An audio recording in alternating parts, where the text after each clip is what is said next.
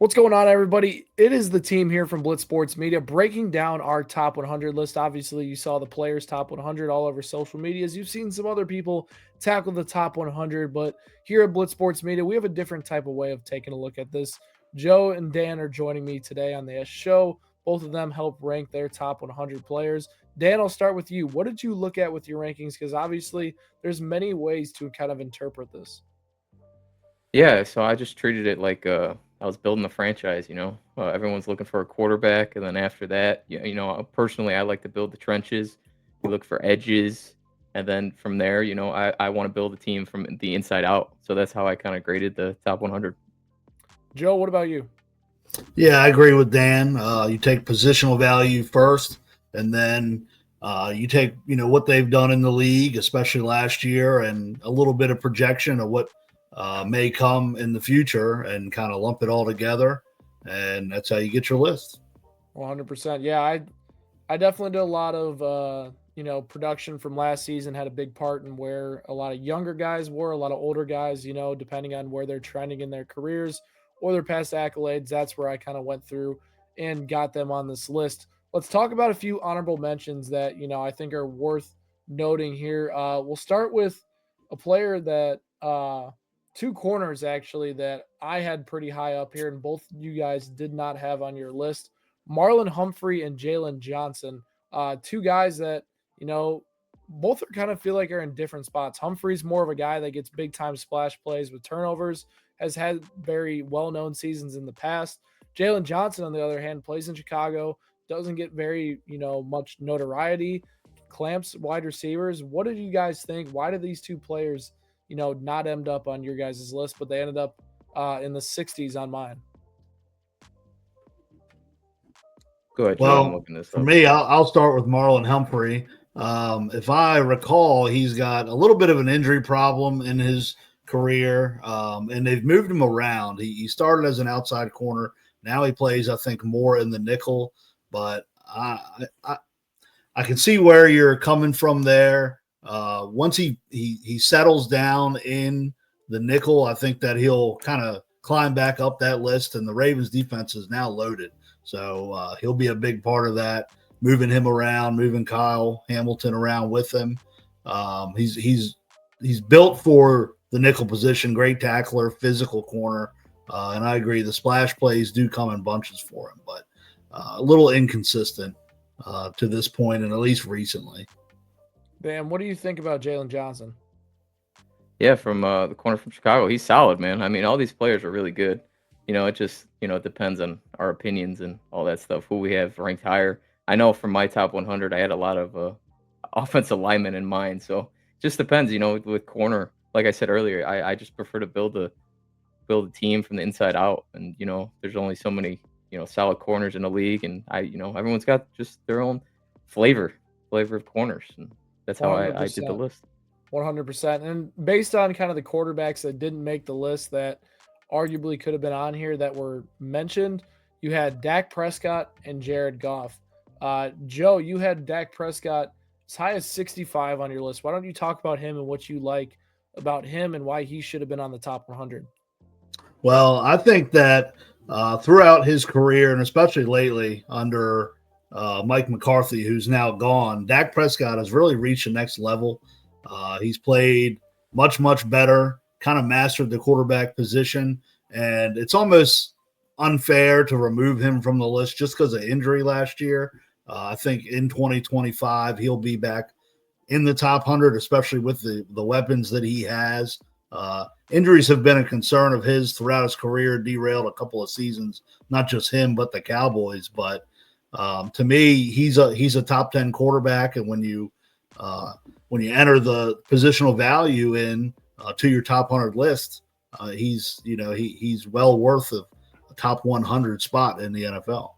Yeah, I think, I kind of had a similar opinion here with Jared Goff. And, we saw Jared Goff's peak last season. I mean, think of what you will with Jared Goff and his production over his career, but I mean, the guy balled out last year. His production was really good, put the Lions in a great spot to succeed. And kind of like you, I think like Jared Goff is playing his best football right now, and you think Dak's playing his best football.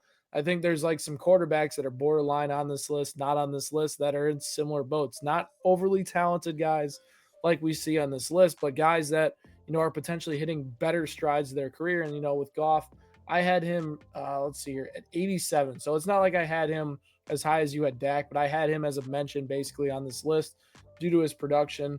All in all, though, I think it's time, guys. Let's get in to the top 100, and we will start off with our first group, 100 through 91 right here.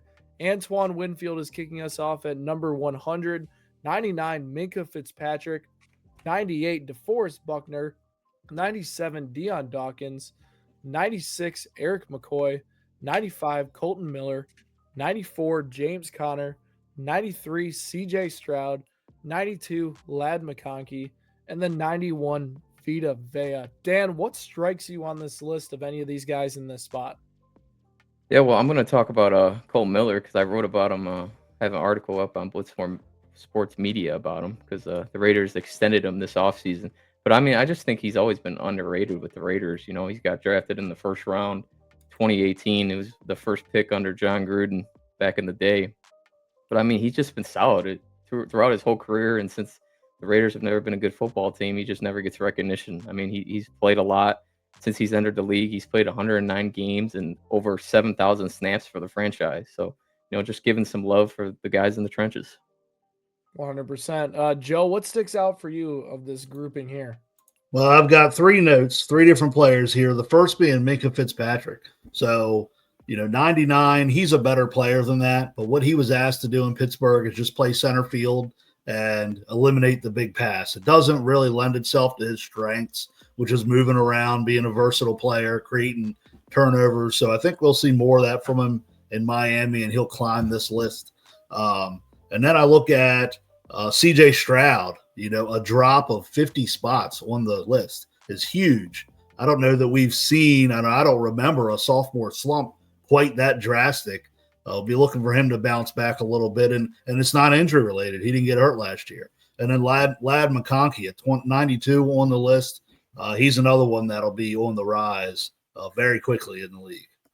Yeah, and I think what's interesting about this grouping here, obviously, like James Conner having a really, almost a career season for the Cardinals last year at his age, him finding his way on this list, I don't hate it at all. I didn't have him, but I think it's definitely worth considering him just based on the production that he had last season. CJ Stroud, like you mentioned, took a step back last year and wasn't necessarily the same player he was, the prior year, which makes it a little bit interesting, kind of trying to rank him. I had him still, right around this range at 92. I think Stroud is a talented guy, but the offensive line injuries kind of showcase that he's not necessarily, injury proof or, bad offensive line proof like some of the top quarterbacks in the NFL. And I think it was a reality check for Stroud. I think we see him more work towards that 60 range over the course of his career. But I think for right now, heading into 2025, question marks around his offensive line are legit. And if he can elevate himself to a higher level, I'm not necessarily sure. The other guy I had in this pairing that's on this list is Lad McConkey. And I'm really excited to see what Lad McConkey can do heading into his second year. He was really good down the stretch last year, and he went berserk in the playoff game. Like, he's a guy that I could see jumping up this list another 25, 30 slots with a really strong season. He has really good separation in the slot, and he's not just an underneath slot guy. He also can push the field vertically, which is nice to see. So let's get into the next group here. 90 through 81. Christian Darrisaw hops in at 90, 89 Jalen Ramsey, 88 Cooper DeJean, 87 Zach Tom, 86 Trey Smith, 85 Jesse Bates, 84 James Cook, 83 Jeffrey Simmons, 82 Garrett Wilson, and then 81, a big-time faller, Roquan Smith. Dan, what jumps out to you on this grouping here? Let's see. I mean, rookie Cooper DeJean ranked 83rd ahead of Pro Bowler Jalen Ramsey. As a rookie, he had a solid season in Philadelphia, so he's a big name to watch in year two. Also, Jeffrey Simmons. I had him pretty high on my list. He's just one of the better defensive tackles in the NFL, and another guy that the Titans had a down year last year, and not a lot of people talked about. Yeah, I think there's definitely a group of sleepers on this list for sure. One of the names that really stood out to me that is obviously Roquan. I mean, the drop he had from last year was really, really crazy. His coverage grades were down. He got better towards the end of the season, but it really felt like he was kind of one dimensional. He's always been really good against the run, and he was really good against the pass, and then kind of lost that towards the end of last year. I think he's in for a bounce back season. I don't think it's because of regression and speed loss like some other guys that I'll probably talk about a little bit more higher on this list. I am very surprised that Garrett Wilson made this list. I really am. I think, Wilson has been in a tough situation in New York, but it's not like his separation numbers, his individual numbers himself have been impressive enough to even crack the top 100 on my list. Joe, I'll kind of take it to you from there. You had Garrett Wilson at 79. What do you like about him, and who stands out of this grouping here? I think Garrett Wilson as a player, talent wise, he's on that fringe of top 10 receivers. For whatever reason, him and Aaron Rodgers couldn't get on the same page last year. It'll be interesting to see if Justin Fields can get him the ball consistently. I seem to think he will be able to. They'll kind of just scheme him open.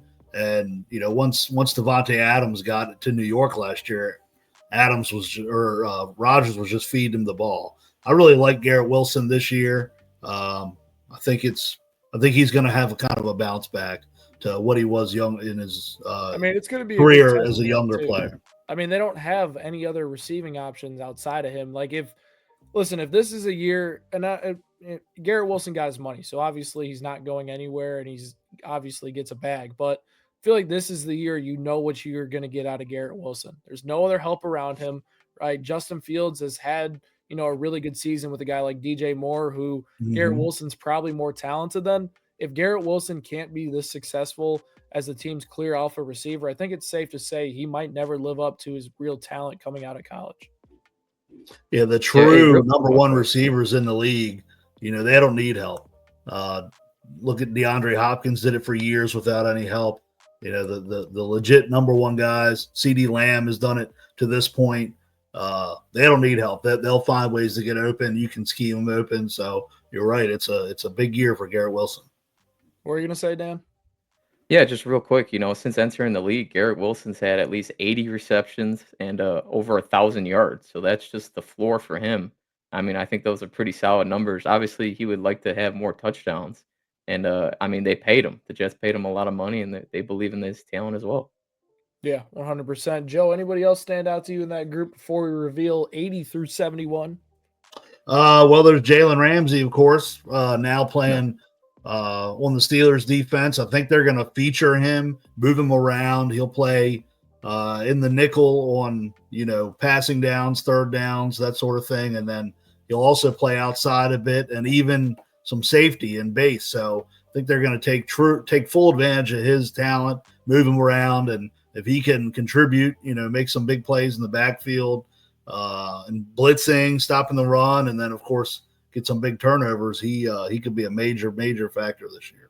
Yeah, and a lot of people want to claim Jalen Ramsey's washed, not the same player anymore. Yes, he's not a top one corner in the NFL anymore, but he's still a high-impact player that, can definitely change a defense for sure, especially a defense that needed another cornerback on that team. Let's get into it here. 80 through 71.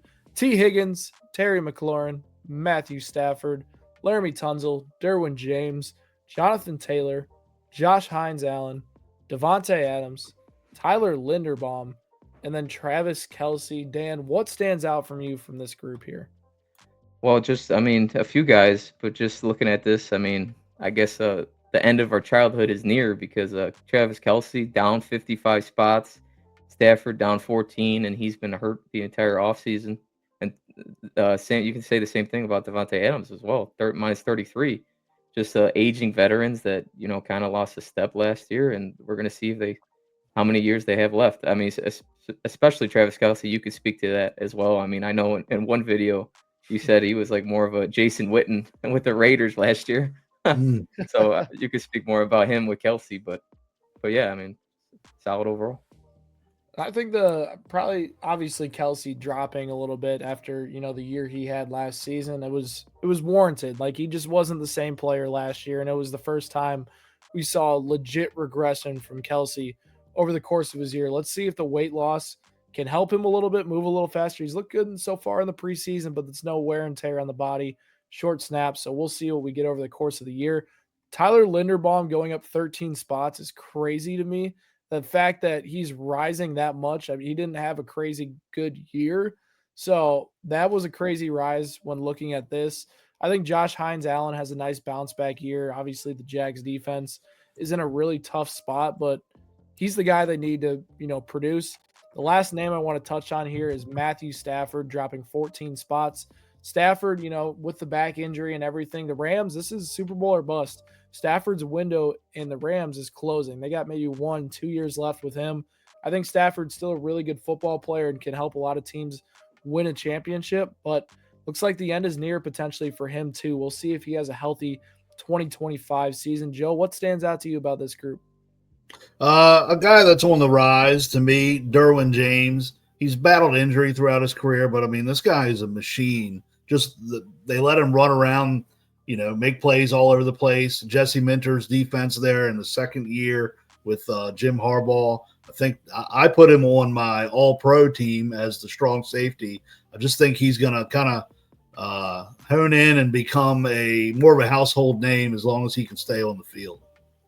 Yeah, I mean, he's been really good over the course of his career. It's all been about staying on that field, man. And Derwin James was able to do that last year, had really good production for the Chargers. He's been in and out of this list, it feels like, just because of the injuries alone. Let's get into the next group here.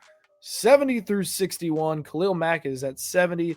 Zach Bond makes his debut on this list at 69.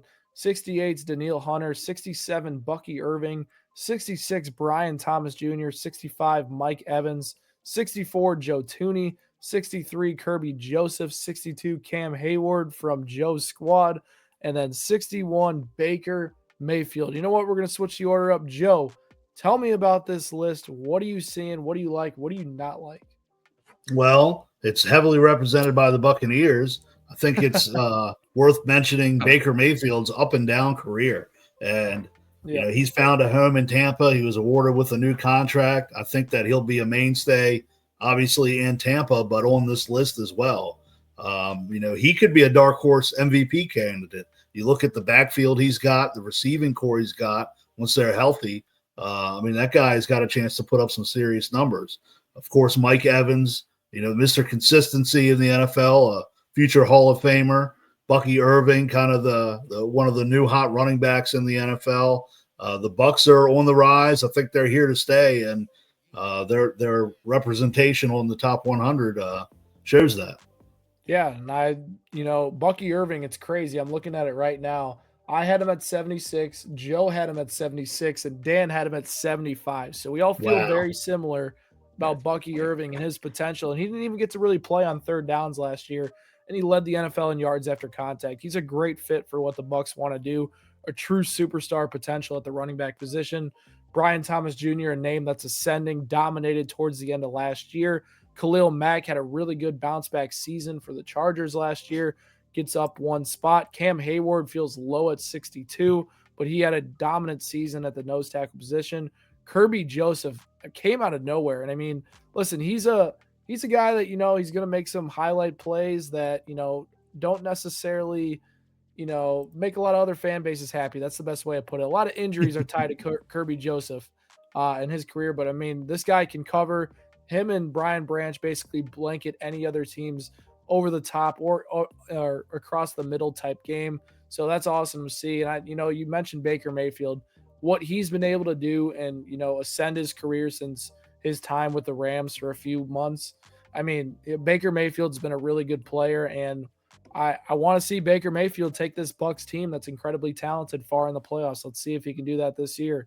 Dan, what are you seeing from this grouping? Yeah, just to add on to your point, Kirby Joseph, I had him really high on my list last year. He had a 92.2 coverage grade, according to Pro Football Focus. That ranked first among safeties in the NFL.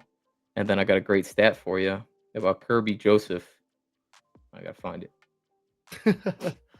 Sorry, I just had it up. I got all these windows up. It was he had 9 interceptions last year that led the NFL. And then the only there's a stat. He's had 4 interceptions every year since entering the league. So since 2000, there's only one other player that has done that. Any guesses? Ed Reed. That's a great guess. Ryan's got a guess. Joe, do you got a guess? Oh, since 2000, 4 picks. Asante Samuel. It's Ed Reed. Ryan's right. Bang. That's nice. So Good I mean, pull. that's pretty incredible. I mean, he's had it 4 to be in interceptions in the any last. company of Ed Reed, that's elite. And you have a safety about just as good as him, on the other side. Everybody wants to talk about the Lions don't have a pass rush opposite of Aiden Hutchinson. Well, at least they have the best safety tandem in the NFL. I think that'll help a little bit making up for that. Let's hop into the next group here. 60 through 51. Rashawn Slater kicks off our list. Unfortunately, out for the season, and he had a really big year last year for the Chargers. They are going to be missing him this year. Drake London's debut at 59. Quentin Nelson's back on the list after a bounce-back season. Will Anderson finds his way on. Leonard Williams had a really nice year. Sauce Gardner with a big drop. Quinn Miners with a massive jump after a really good year. Jared Verse finds himself on the list. Brian Branch, Kirby Joseph's teammate, there at 52. And then Jalen Carter taking 21 spots forward. Joe, what do you like about this grouping, or what do you not like?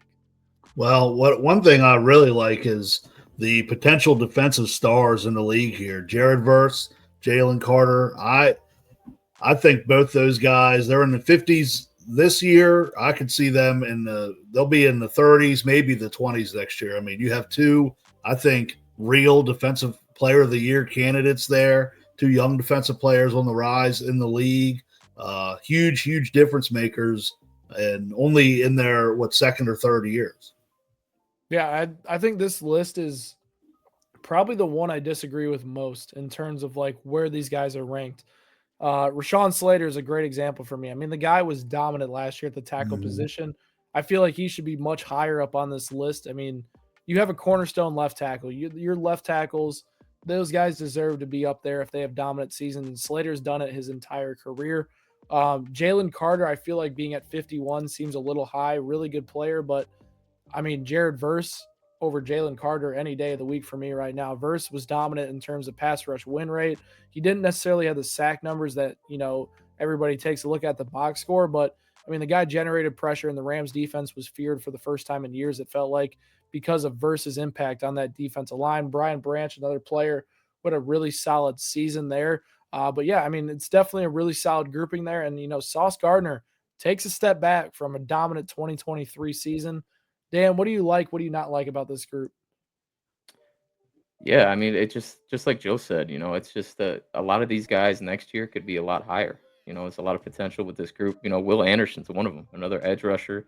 He's been solid for 2 straight seasons, and the Texans are going to have a really, solid defense again under D'Amico Ryan. So just excited about the potential of this group overall.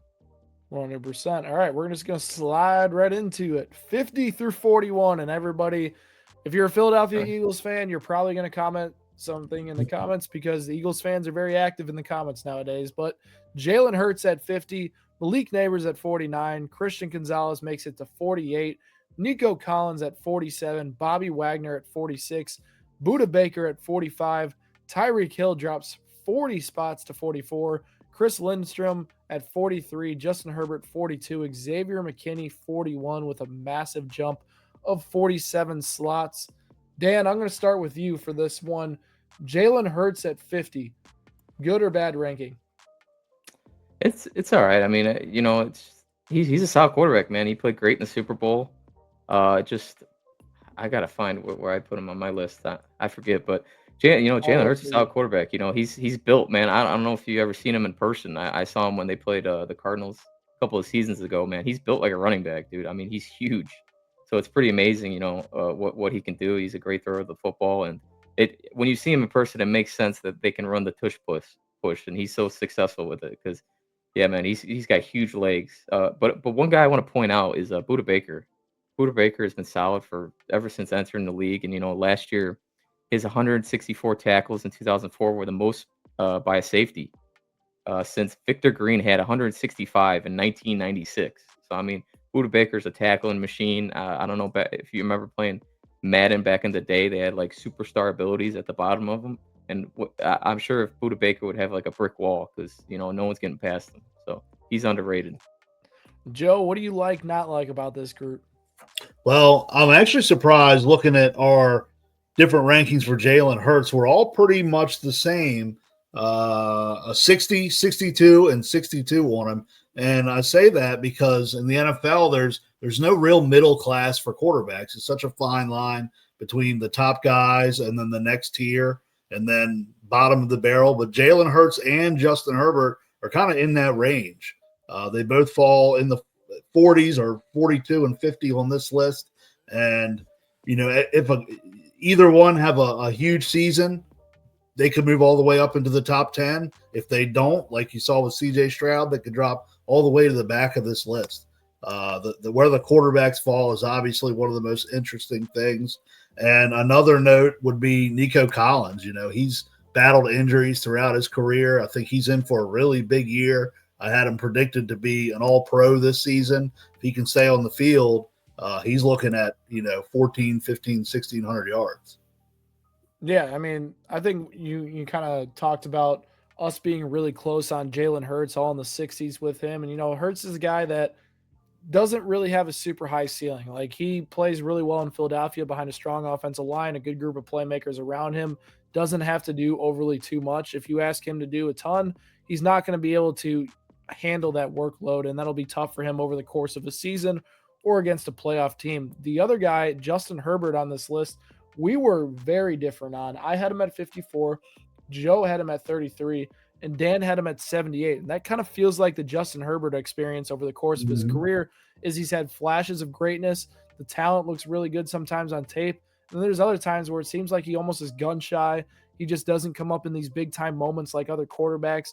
Justin Herbert's one of the hardest quarterbacks to rank because when you watch him sometimes he just passes the eye test. And then other times it's like he's just not doing enough to get this team over the hump. And I feel like this is really another make or break season. Year 2, Jim Harbaugh as his head coach, more talent around him on the offensive side of the ball. The defense is still really, really good. Can they finally get over the hump and win the AFC West? I'm not sure. It's going to be a tough task without Rashawn Slater, and Justin Herbert has to be up for that challenger. He's always going to be classed in that, grouping of 6 to 10 among the quarterbacks. And, we might look at Justin Herbert years from now like we do at Dak Prescott, the guy that was never able to get over the hump, had some really good regular seasons, and maybe that is Justin Herbert, but I'm not willing to make that claim yet. 42 still a really good ranking. Xavier McKinney makes his debut on this list, was an absolute monster for the Green Bay Packers.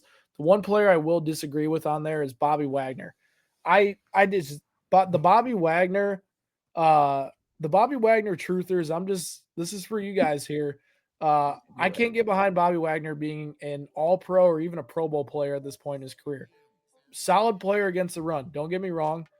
He cannot cover at all anymore, and he does not move side to side very fast. As a linebacker in the modern day NFL, if you're handicapped in one of those two things, and that's not going to put you in a good spot. And yes, you can look at, PFF grades and his tackle numbers from last year, and they look really strong.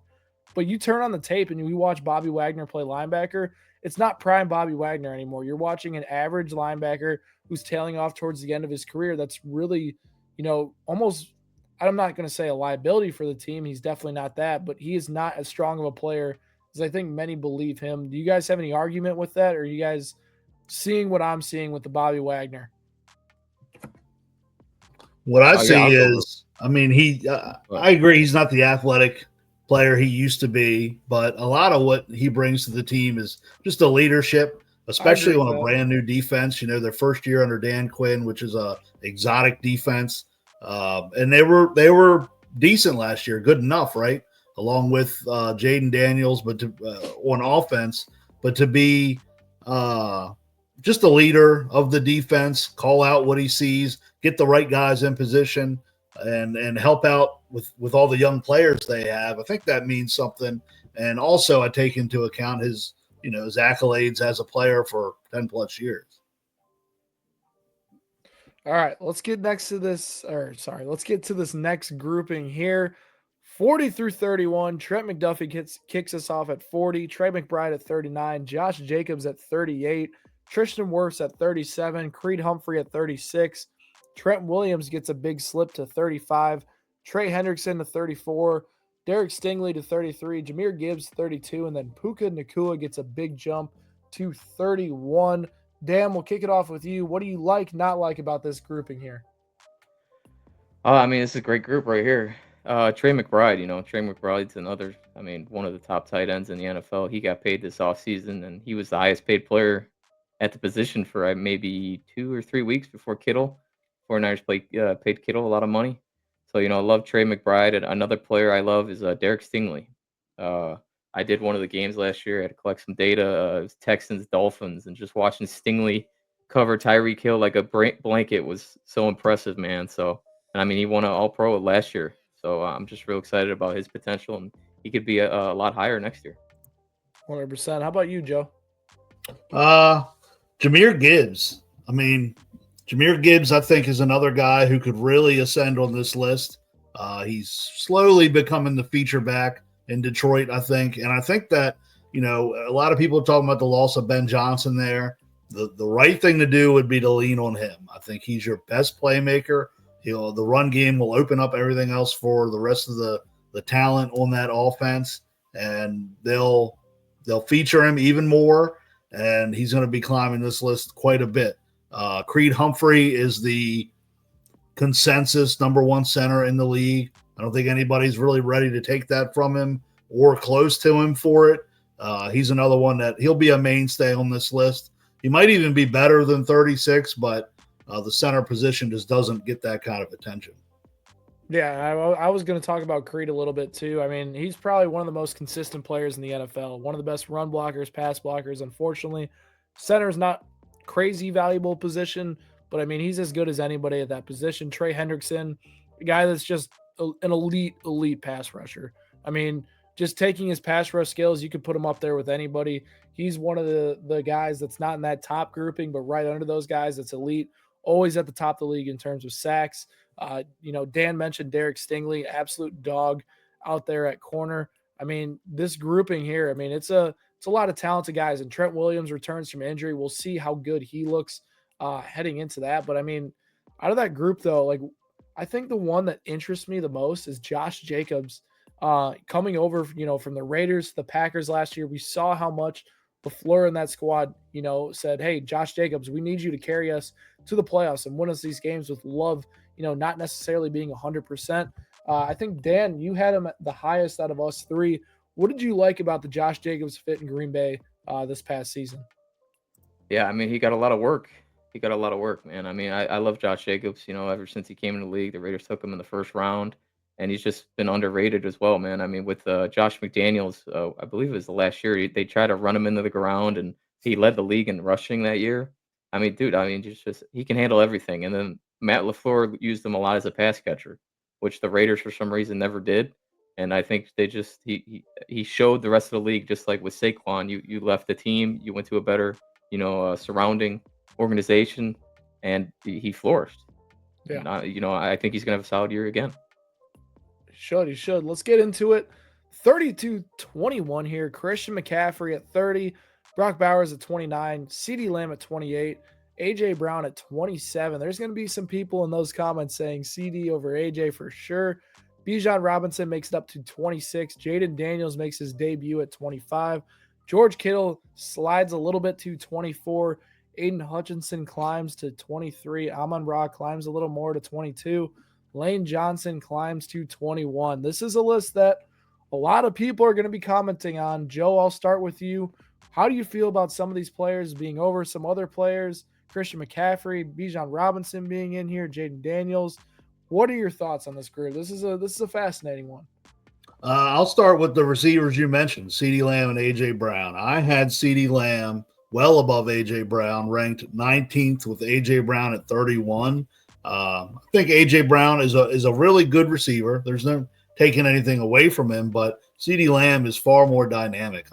He can do anything on the football field. Like I said before, he wins without any help. Of course, now he's got help going forward, but he hasn't before.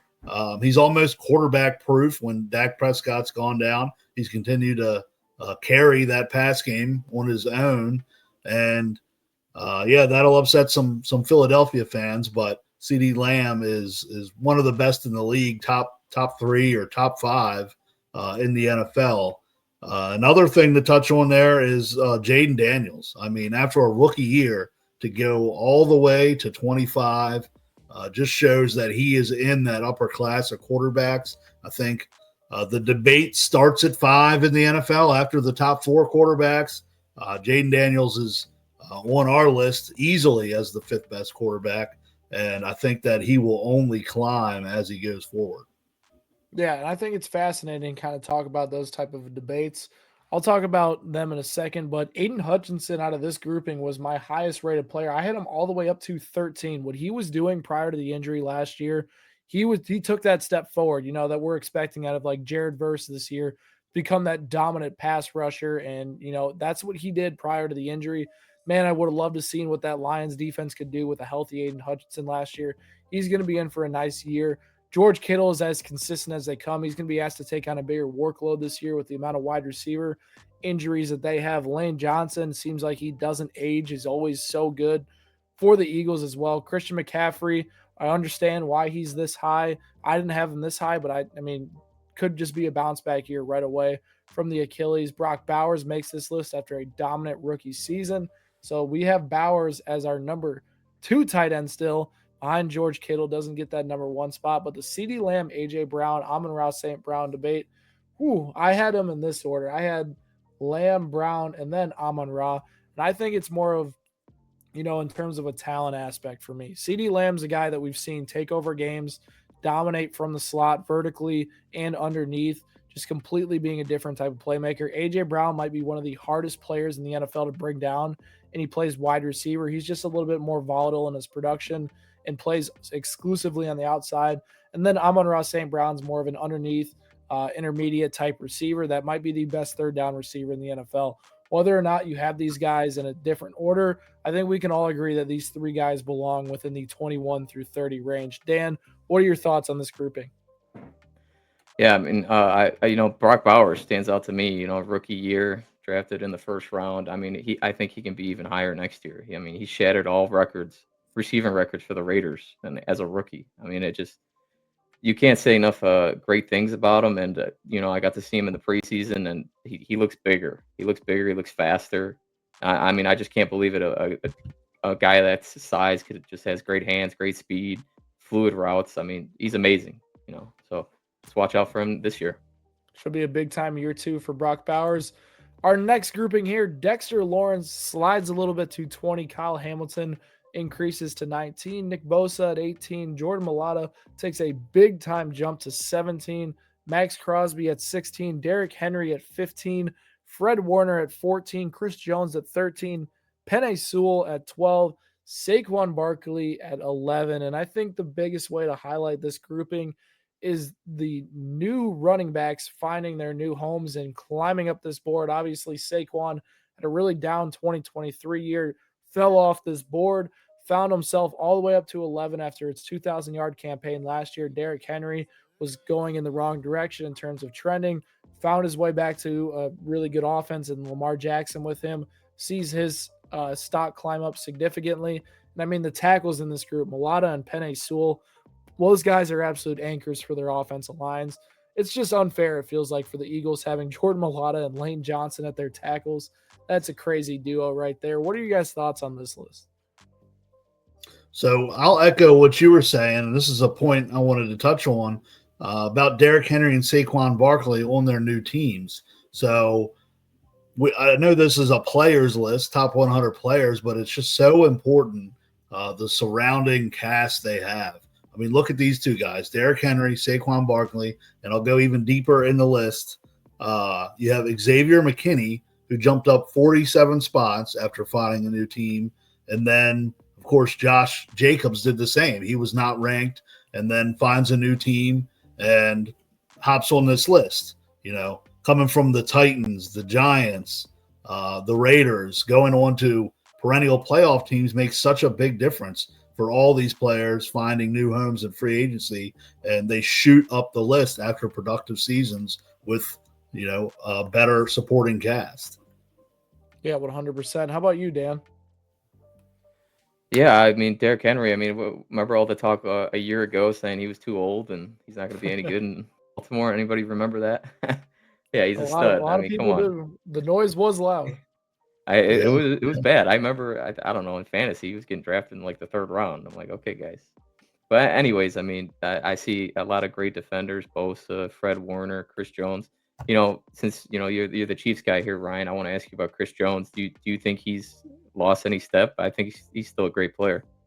I don't think he's lost any steps. I mean, you look at sack production alone, and it's the same type of thing with Jared Verse. Like the impact Chris Jones has on the Chiefs defensive line is you can't really quantify it by sack numbers. I mean, he's taking on double teams, triple teams at times, and he can play basically anywhere on the defensive line and win a ton. And his pass rush win rates weren't much different last year. It's just the sack numbers weren't really there for Chris Jones. And I think a lot of people would be like, "Oh no, Chris Jones isn't the same player." I don't think that's necessarily the case. Chris Jones is still a dominant force and the best defensive tackle in football. Yeah, here, let me add on to that. It says, per Next Gen Stats, Jones was still disrupting opposing quarterbacks. His 26 quick quarterback pressures in 2024 was the most among interior defenders. So just like you said, he's still getting in there without the sacks. 100%. Guys, I think it's time. 10 through 1. Here we go. At number 10, we have TJ Watt dropping 3 spots. Patrick Surtain with the biggest jump of this group at 28 spots. Micah Parsons is at 8. Justin Jefferson slides in at 7. Jamar Chase at 6. Patrick Mahomes at 5. Myles Garrett at 4. Josh Allen at 3. Joe Burrow at 2. Lamar Jackson at 1. You guys know I'm going to debate you guys on this, but I will start with Joe. Joe, what do you like and what do you not like about this list? Well, one thing I do like is that half of it are AFC North players, just showing how tough the black and blue division really is. And of course, the quarterbacks kind of take the stage here, right? 4 out of the 5 top players are quarterbacks. Like I've been saying, there's no middle ground in the quarterbacks. You either have one of the elite guys or you're looking for one of the elite guys. To me, I believe Jackson is the best player in the league. I think the list represents that, but they are ordered correctly here. I know you're a big Mahomes guy. Mahomes is one of the best in the league, but I just feel like there's been some drop off, and it may not all be his fault, but quarterbacks a lot of time are a product of what's around them, and I think this list reflects that. Dan, how about you? Can't believe the Cowboys traded the number 8th overall player in the NFL. That's what stands out to me. But no, Parsons is great. I mean, all these players are great. Patrick Surtain, TJ Watt. I mean, just not enough great things to say about these players. And Myles Garrett with the Browns. I mean, what was the stat? I know he's had 14 straight sacks for 4 straight years. I forget who he's compared to. But I mean, it's just I don't think I don't think that's ever happened. 4 years of 14 plus sacks. So he's the only guy to do it in NFL history, which is pretty amazing for a Browns team, that are always losing and the team wants to run the ball. So it's pretty incredible. Myles Garrett. You could slice up quarterbacks and debate those guys how you want. I think it's undisputable at this point that Myles Garrett is the best defender in the league. I mean, this guy is an absolute superstar year in and year out, and it's not like he's just a pass rush only type of guy. One of the best defenders in the NFL against the run too. Like Myles Garrett is that guy, despite him being on a Browns team that's not heading in the right direction, right? He's still going to have unbelievable production. And when the trade rumors were circling in February, that would have been a crazy deal, just like Micah Parsons getting dealt here this past week. Let's talk about the quarterback debate. And, here's my biggest thing with this list, right? Is, Patrick Mahomes has had, 2 years that have been pretty pedestrian. That's, safe to say, right? Joe Burrow had a really, really good year last year. And, Lamar Jackson has put together 2 straight really, really good seasons. Josh Allen won his first MVP last year, right? Those are all great things, right? But I just don't think, even with the pedestrian play of the Chiefs offense and Patrick Mahomes over the last 2 seasons, that you can put another quarterback over him on a top 100 list or a, let's start a franchise right now list. Mahomes is the only player in the NFL with 3 Super Bowls, 2 MVPs, fastest player ever to 25,000 yards, fastest player ever to 200 touchdowns. He has the most total yards in NFL history. He's 89-23 in his career. And he, the last 2 years, he's 1-1 in the Super Bowl despite pedestrian years. And, the thing about it is you are right. A lot of his, production is tied with, the players he has around him. Last year, injuries, left tackle problems. The year before, it might have been the biggest wide receiver drop room in history. And he wasn't as good. The deep ball was gone.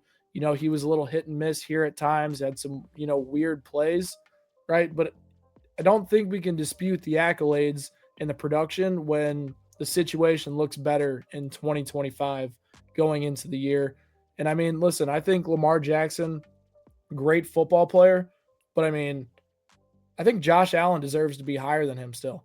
I mean, the production that we see out of Allen in the playoffs significantly outperforms what Lamar Jackson has done over the course of his career. And I'm willing to take that guy over Lamar, who continuously lowers his play in the biggest moments, versus a guy like Josh Allen, who seems to elevate his play in the biggest moments. And yes, he hasn't got it done, but I don't think that, Lamar Jackson not being able to elevate his play is something that we can't ignore. What are your guys' thoughts on that? And yes, Burrow is clearly my 4th quarterback, and I know you guys don't think that. I think he's a little bit of a social media quarterback after one crazy statistical season, and nobody wants to kind of talk about anything that happened before that. But I'll leave that aside. What are your thoughts on that? Burrow, to me, he's the best pure passing quarterback in the NFL. He's got a lot less of that creating on his own. And I agree. Nobody wants to talk about what he's done before. I think his main knock is the injuries. He's had 2 seasons cut short because of injury. But there's a lot of outside factors that he can't control, mainly just being a Bengal and all things that come with that. Lamar Jackson, on the other hand, I mean, I don't want to say he folds up in the playoffs, but he doesn't perform. He's not as clutch as Mahomes or Allen, but I mean, the regular season accolades for him are through the roof. 2-time MVP, should be a 3-time MVP. I think Josh Allen got it last year, kind of like a participation trophy. But to me, those guys they're just above Mahomes where he's at right now. He's got the Super Bowl rings. Obviously, can't take those away from him, and he earned those wholeheartedly. But this is the 2025 list, not 2021 or 2022. And so right now, I have a question for you based on that, Joe. If you were putting, just starting a franchise, picking a guy, 2-minute drill in the playoffs to go win you a playoff game, right? You're taking Lamar Jackson.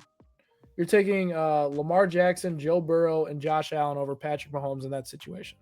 Well, that's a different question. I'm taking Joe Burrow. 100 players. That's the question, though. That is literally the Joe question. Joe Burrow.